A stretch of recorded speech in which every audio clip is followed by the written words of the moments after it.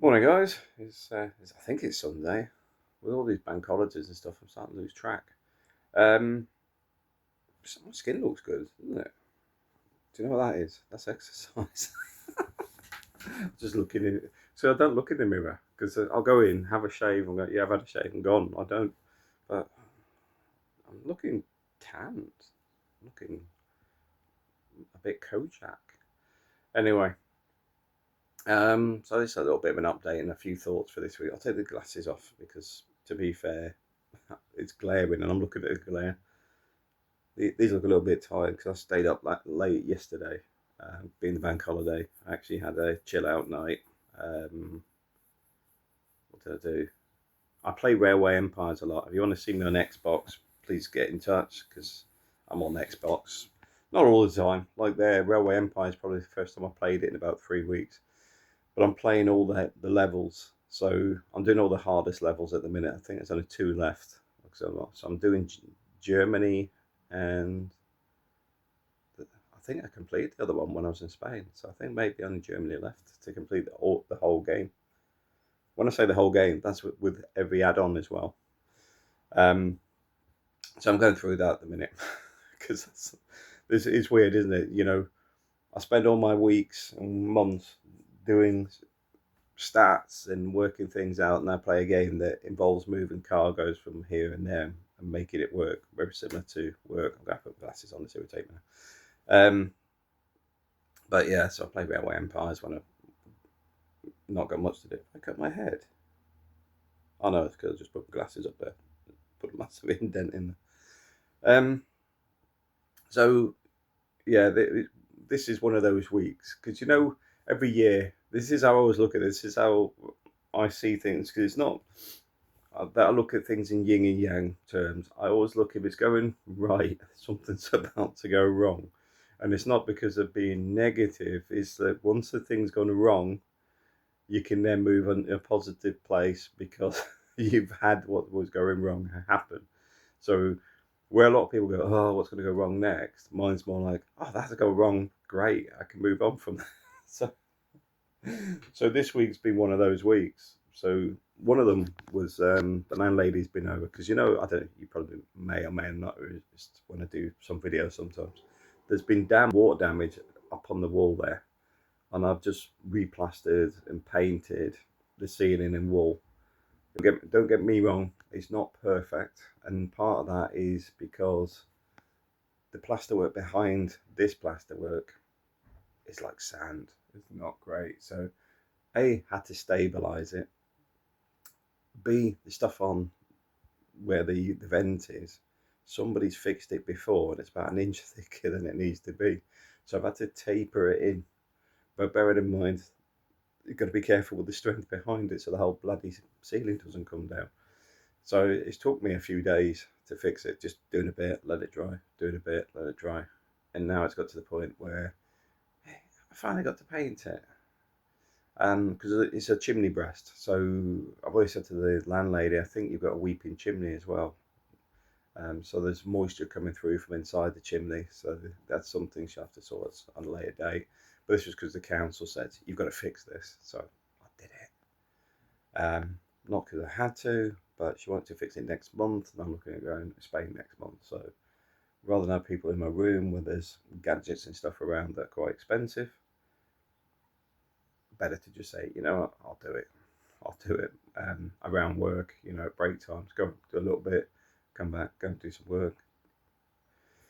Disrupts my fitness a little bit, but beyond that, not a major issue. So that was the first headache of the week. Second one was the MOT. Put the car in for an MOT, which in Spain's the ITV. I'm not sure what you call it in America, but it's the annual sort of maintenance. Yeah, it's got to be the annual health check, isn't it, for a car? Because it's not maintenance, because it doesn't involve oil changes or anything like that, unless you actually want one. So the point being is, it failed its MOT, and I'm like, okay, and he's going, oh well, this is an issue. I'm like, okay, what's the issue? Well, the steering, there's a steering indicator arm. I said, okay, yeah, I'll have to get one. it comes out, it's like £450 to replace it. I'm like, that doesn't seem right. They says, yeah, it's £240 for that, and then plus the labour, blah, blah. And I'm like, okay, leave it with us. Got 2 weeks to fix the car, so I brought it home. Had a look online, got the arm for £88, and that's without a trade discount. So they got it for about 67 quid.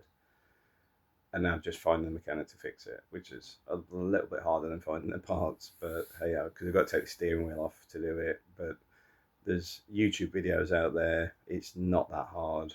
And I've had a couple of people say, "Well, why don't you do it?" It's like, because this is my space. I have a room, and to go and buy the tools and never use them again, not worth the investment.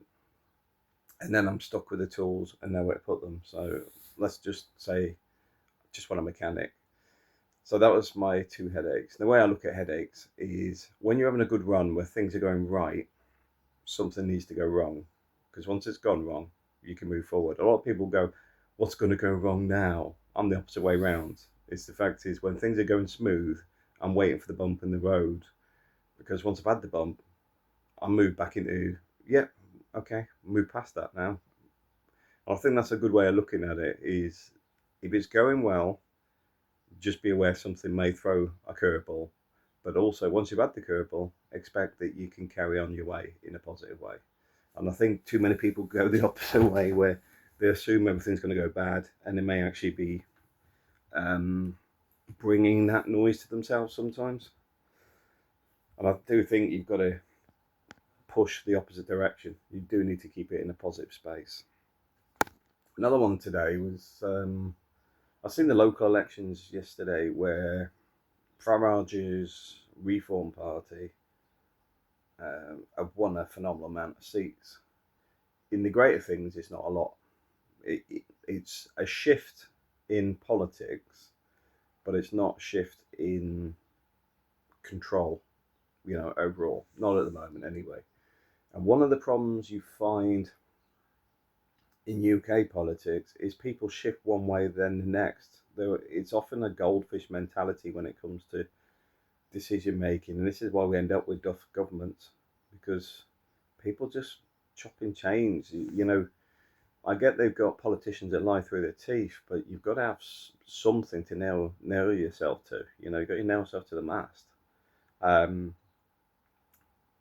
Although I see Farage as a snake oil salesman, the reality is,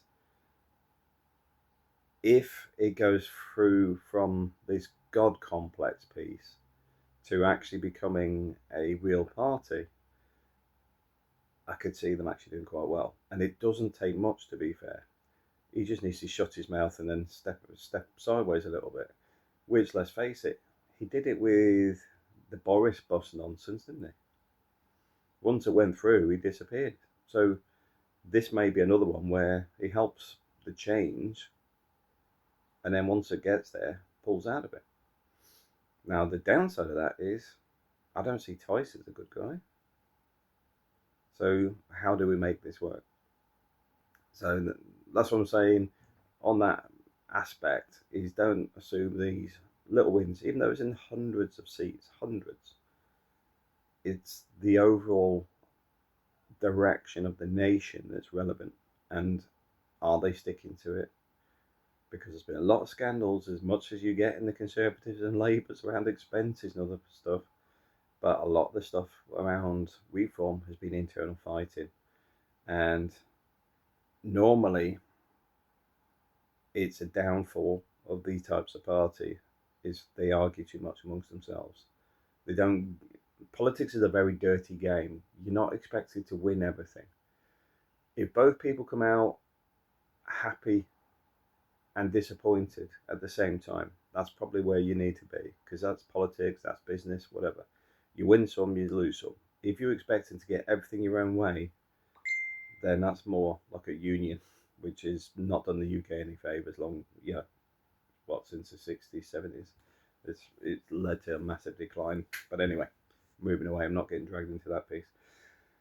So I see it as a symbolic win at the minute until we actually start seeing changes. Let's face it, if they started running as a good council and you could see the positive changes, that then gets other councils, other people start to see that they're more focused on making changes. But if the central government, which is still controlled by Labour, keep the legislation and drive that can hinder local authorities, then you're still going to end up with Labour control interfering in you trying to do a good job as a councillor. But anyway, that's my thoughts on it. The other things this week, which I found a bit peculiar, there's a video with a white woman where she called this little, well, he wasn't little, he's quite tall actually. There was a black kid, right, who'd been rifling through her handbag, and next thing is he's got autism, he's got this. Well, it sounds like he seems to know how to find the money. Okay, and it was recorded by some Arab-looking guy that's got alleged sex offences on the. Well, I believe he's got a criminal record that was milling around in a children's park, and he hasn't got kids. I'm sitting there going, red flag, red flag. So, yeah, she used the N word. The N word, I just recommend just don't use it. There's plenty of other words. The word I like to call it, it's just scum. If you're thieving scum, you're thieving scum. Scum is non-definitive as a race or colour. It captures everybody. They are just scum. So from that perspective, it's the N word that offended people. Yet I get where she was coming from, because I'm not being funny. I'd have probably beaten him even if he was a child for stealing from me, because my patience with thieves and scum has eroded. At the same time they're talking like he's a 5-year-old, yet some people are still questioning, trying to say, well, no, he looks like he's 10 or whatever. And then obviously that'll be sort of blended into smokes and mirrors to try and protect him from being old enough to make his own decisions and what's actually stealing. That's my personal opinion on that. But A, why is the Arab fella wandering around in kids' parks?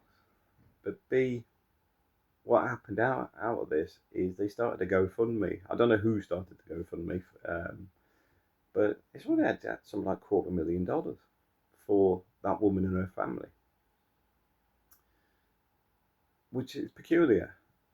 Is everything a sellout these days? Everything to be sold. What does she need the money for?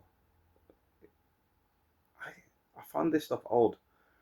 But then if you look at the track runner incident, where there was a guy in the wrong tent, I believe, and there is accusations he may have been in there going through people's stuff, who then stabbed a white guy, through the heart. And then a lot of people have turned around in support of the black guy. Do you know how much of a division that creates? You're saying to me and many others that society has failed, and white privilege nonsense is dead. I don't have to give you a free pass anymore. I don't have to listen to your crap. Oh, I'm a victim here. No, you're not. You're actually abusing everything to the max.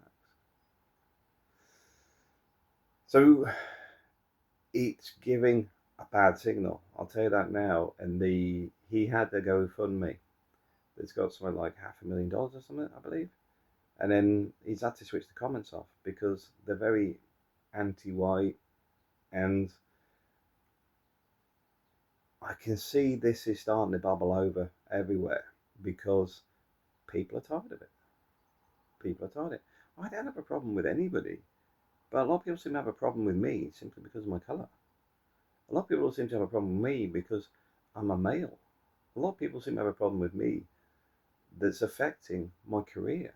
A lot of people are having a problem with me that assume that their lives are so bad because of me simply being white.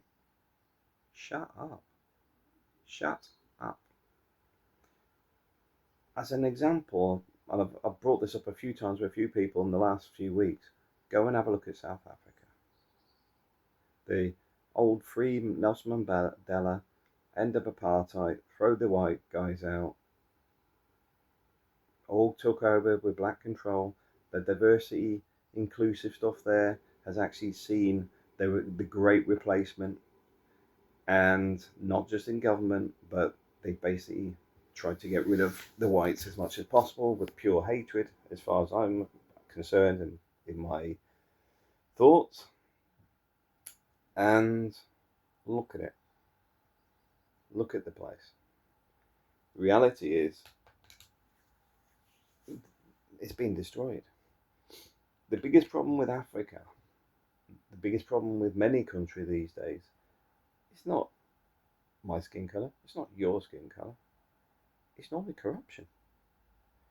And it's the same people telling you to hate other people that benefit. The first farm in South Africa, main farm, was taken away from a white family, um, and given to a black family, or whatever the entity they want to call themselves. Um,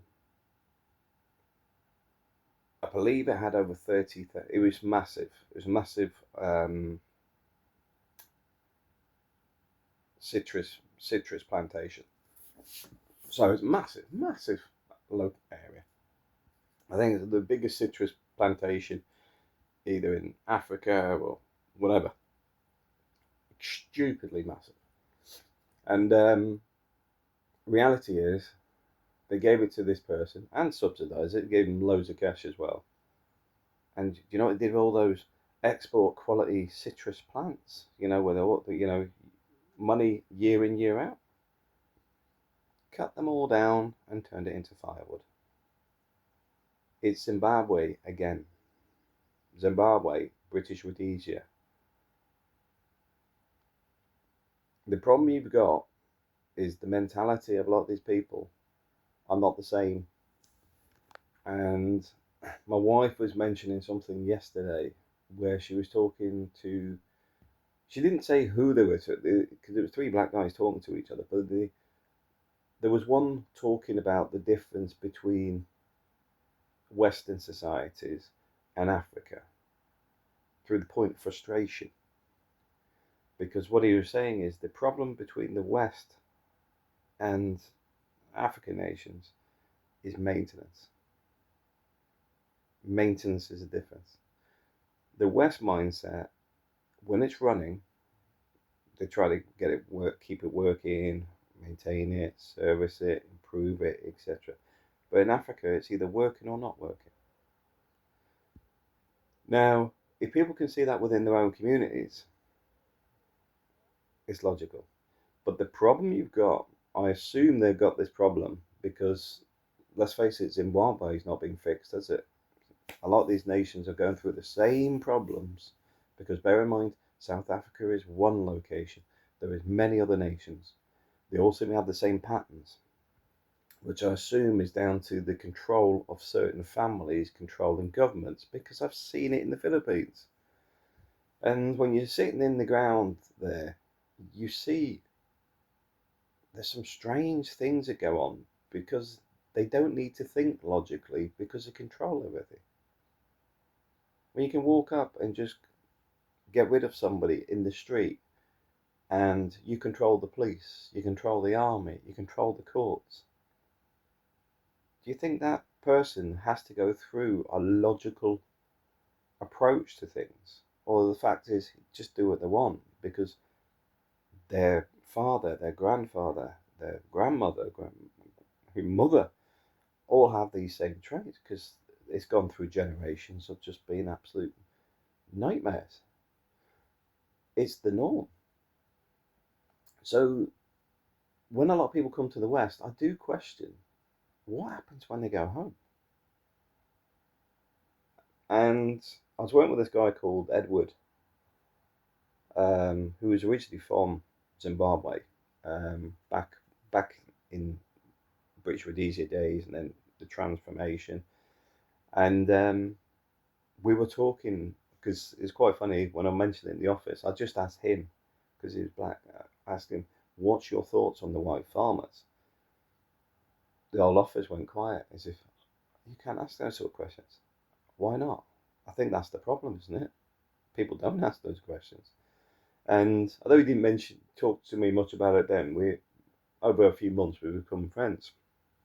And he was talking to me about it, and he says, "Well, he's investing in Zimbabwe, so he's he's buying new irrigation pumps.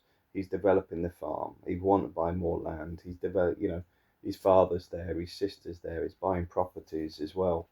All his money from the UK is being invested in Zimbabwe. But at the same time, he says he's doing that, while at the same time, the neighbouring farm, they're taking out all the irrigation pipes, they're taking all the pumps out, they're stripping the land and selling everything. It says because the mentality there is bought a brand new 4x4 from all the scrap, and they've got money this year and nothing next year. But they're not thinking of next year. They don't care about next year. That's so far away. They want to impress all their friends with what they have today. And I've seen that in the Philippines as well. I've seen it, and I didn't believe it until you see it. I remember somebody talking about a Pajero, which is a big 4x4, and people say, "Do you remember when you had that big Pajero?" And they're like, "Yeah, yeah, yeah, yeah. It was great. It was this." They had it repossessed. But the only story they've got is how good it was when they had it. It's not the consequence of the debt and not being able to pay the debt. They don't care about that at all. It's the fact is they had one for such a short time, but they had it. They've got their approval for it. They didn't pay the loans on it. It got repossessed. But the whole point is, yeah, remember those good times when I had this? The mentality is often very different. And I do think one of the problems, like Edward's been here since the 80s. He visits Zimbabwe. He's probably never going to go back. And I see the same in the Philippines. A lot of people will go and visit, but it's like when you buy a house there and you're going to live here, going to do this, I'm going to retire there. And then there must be a point in your life it clicks in that everybody who lives off your back. That's why a lot of people are, you're always happy to see you, but watch how happy they're to see you when you're not giving them any more money. Health kicks in. So suddenly you get a health scare, like say a heart attack or I don't know, something that knocks you off balance in a big way. You suddenly thinking, well, I was in the Philippines, I wouldn't have had that level of service. There's two sides to that. One, you may be able to get it if you can afford it, um, or you don't get it. But where you are currently, you've probably got health insurance or it's state funded, whatever. Going back to the Philippines, you've got to fund it yourself. And I've known a lot of people die simply because their money ran out to do with health. Because everyone thinks they're just going to die instantly. And then it drags on for 2 years. The house is sold, the banks are empty, and you leave your wife and kids with nothing. In fact, you might even leave them with debt. Modern living, eh? No, but the reason I was sort of bringing it up is to try and understand how a lot of other people think, because I think this is the point. The I think the top layer of the cake has now cracked, because I used to see it in Germany with the Greens. The Greens were always whinging about something. Um, Salt for salt in the roads, can't have that, kills the plants. Can't have the um, when you do coarse fishing, or you got to kill the fish because they're contaminated when you put them back in the water. So we kill them. Then we'll photograph you killing them and saying how much of a butcher you are, when in fact coarse fishermen, UK wide, wherever, actually look after the waterways. I mean, even even on a private pond, my dad used to go fishing at. He would actually go, and I gave him a grappling hook and some rope, and he would pull out all the algae because the algae sucks the oxygen out of the water. So he would clear that. It's not even his lake or pond, but that's what fishermen do. They look after it. They'll pay areas out so they can fish there, which means they keep the hedgerows and stuff down. They look after the rivers and waterways when the government won't. But at the same time, they try to make them out as if they're some sort of bad people, and they look after the fish. In fact, they often restock rivers and stuff as well. But anyway, that was all to give this false persona that fishermen are bad. They're not. They're not. Fishermen protect their sea stocks, their river stocks, the canal stocks, whatever, because that's that's their passion.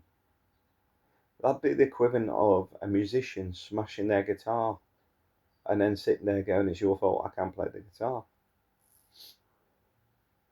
They don't do it, so it's just nonsense. But the reason I'm bringing it up, this is where this whole white privilege, this is you did this to us, it's nonsense.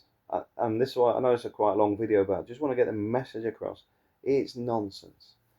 If you look at the way money's allocated to what they see as downtrodden people, they get far more money than people in wealthy areas that subsidize the other areas. This is why, like one of my brothers, couldn't get a course for a forklift course. He could get one on writing or something and the answer was because he lived in Worcester, which has got quite a quite wealthy area. Wealthy area. I don't think it's a wealthy area. I think the reality is if you took into account benefits v people working for a living, if you calculated what people are getting in benefits in some of these bad areas or poor areas and says it costs X to maintain this, and these areas in Worcester it costs X to maintain this, you would see the Worcester areas were predominantly people working for a living. A lot of them in some really crap jobs, working up at the cake factories, putting labels on cakes and stuff like that, but they work for a living. The agricultural sector, massive in Worcester. Job salaries, very low in Worcester. So the reality is because there must be a large amount of people that work on low salaries, while at the same time other areas where they don't work at all, they go, oh, it's really bad because they're all on benefits. Yeah, but their lifestyle and cost of living is much higher than these other guys that work for a living. So you're not going to help the people that work for a living improve themselves because these people just are living off the backs of others and just need more money plowed into them.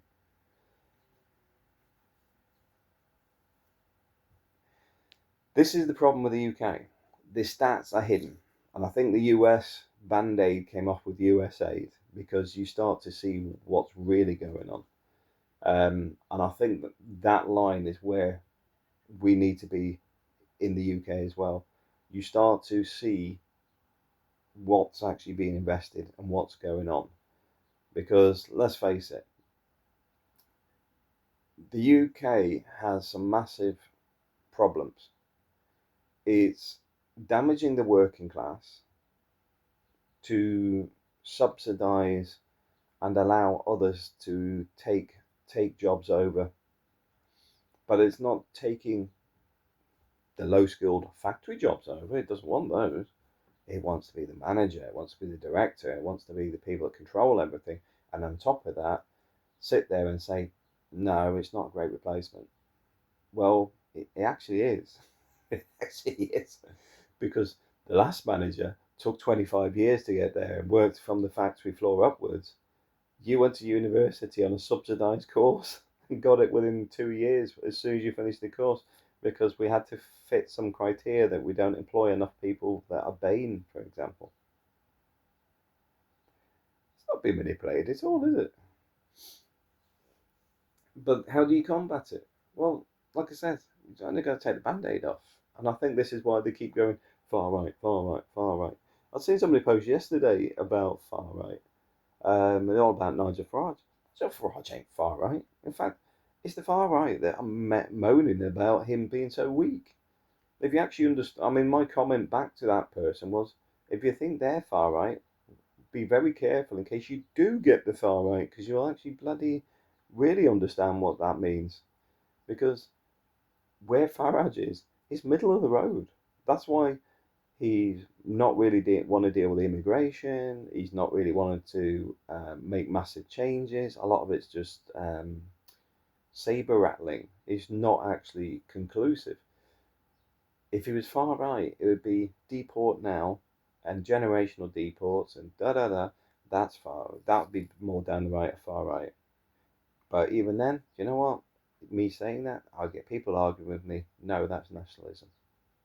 Looking after the interests of the nationalists. So even that, a lot of people wouldn't even see that as far right. So where Nigel is, nowhere near. So let's move on from that anyway. But the point being is, you've got to recognise the mentality that people are trying to portray is a tactic to devalue your values, your identity, your history, your um, ability to think. Because it's important that you're also looking at your critical thinking. Because all of these things tie together. And what you've got to understand, there's a whole reason social media is evolving the way it is. There's a whole reason that you've got things like TikTok and shorts and stuff, which are very goldfish, like that fast, short dopamine hit, fast, short bits of information. Because for a start, you're probably not fact checking them. You're probably hearing them. You're absorbing them without probably thinking about it. In the same way, if you go back to Nazi Germany, and when you repeat the same thing over and over again, eventually it becomes fact. Why? Because it's been repeated. People hear it. People talk about it. It starts to become the norm. It's not true, but it's become the norm. And this is what we're facing at the minute. That's what a lot of the social media is doing. What you need to do is go back to the basics. Go back to looking up your own identity. Go back to look at where you come from. Go back to understanding your history. Go back to looking at what you've got in your lifestyle. What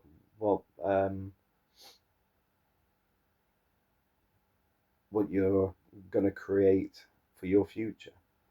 And it all comes from understanding yourself and not through the lens of what people are directly telling you, in the sense of you need to do this, you need to do that.